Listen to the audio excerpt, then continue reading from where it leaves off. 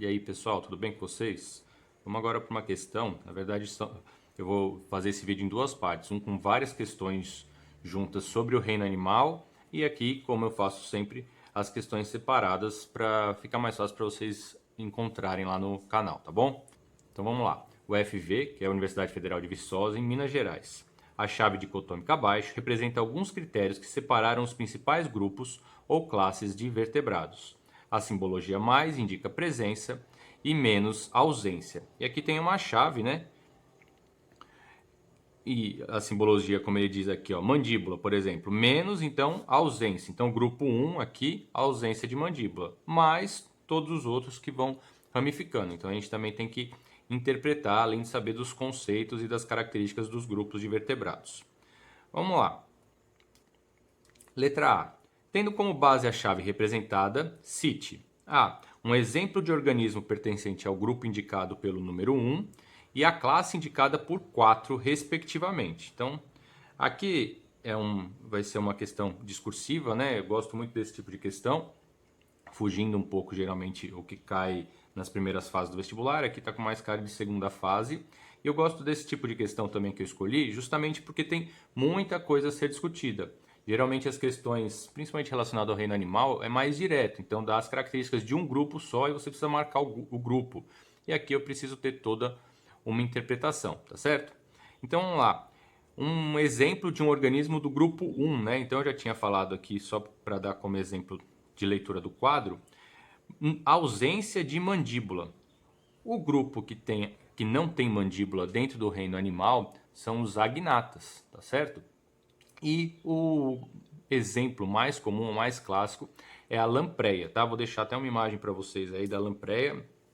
Então, dos animais, os agnatos são os grupos que não têm mandíbula. Os que têm mandíbula, que são todos os outros grupos aqui, né?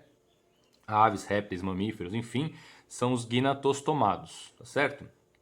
Mas não era essa a pergunta, era só sobre a lampreia, que é um exemplo do grupo 1. E a classe indicada por 4. Então a gente tem que ir e analisar. Então tem mandíbula, né? O grupo 4 aqui, ó, eles não são homeotérmicos. Então eles são pecilotérmicos ou ectotérmicos, tá? E o grupo 4, então, se encaixa exatamente nos répteis, tá? Então a gente poderia analisar as outras características, né? Então, o grupo 4, ele tem patas, tem a pele impermeável, né? Aqui é presença, então a pele impermeável, e homeotérmicos. Na pele impermeável aqui, quem que não tem a pele impermeável, por exemplo, o grupo 5, são os anfíbios, tá? E aqui toda a análise, mas vamos ver também o que pergunta as outras alternativas, tá certo? Então, lampreia é um exemplo do número 1, que é um agnato, e os répteis é a classe indicada por 4. B. O número da classe cujos organismos apresentam pele úmida e circulação dupla e incompleta, e o da classe do tubarão, respectivamente. Aqui, né, eu acabei falando um pouco sem querer, que são os anfíbios. Os anfíbios, vou voltar aqui, é a classe que apresenta pele úmida, circulação dupla, né? O que é circulação dupla? Circulação que passa duas vezes pelo coração. Então, uma hora vai do coração para o corpo, né? Oxigenar os órgãos de todo o corpo. Outra hora volta para o coração e vai para os pulmões depois para receber oxigênio e liberar gás carbônico lá nos pulmões. Então, eu tenho uma dupla circulação. Vou deixar a imagem como é essa relação da dupla circulação para vocês. E incompleta. Acontece que os anfíbios eles têm o coração com 3 cavidades, 2 átrios e um ventrículo. E lá no ventrículo não há separação do sangue arterial para o venoso, como por exemplo há nos mamíferos. Essa mistura faz com que essa circulação seja incompleta. Há uma mistura de sangue arterial e venoso, uma perda de rendimento aí, né, da eficiência da circulação. E aí a gente caracteriza como uma circulação incompleta. Então, dupla passar 2 vezes pelo coração. E aí falta achar onde está esse grupo.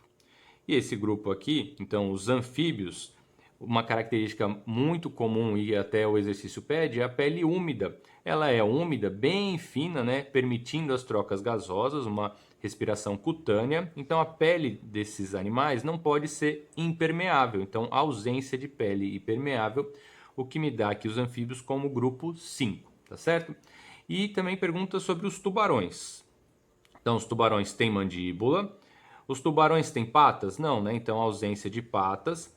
A ausência de patas, eu vou ter os peixes. E peixes eu tenho dois grupos, os peixes cartilaginosos e os peixes ósseos. Os peixes cartilaginosos não têm osso, que é o grupo 7, que faz parte dos tubarões. São os condrictes, né? Tubarões, raias, são os condrictes, peixes cartilaginosos.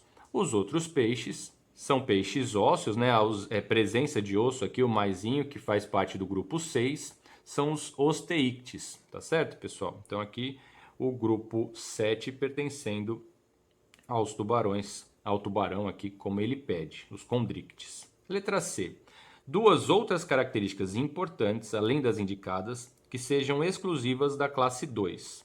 Esse tipo de exercício, mais uma vez, se o aluno completar aqui, ele acaba servindo como um resumo, né?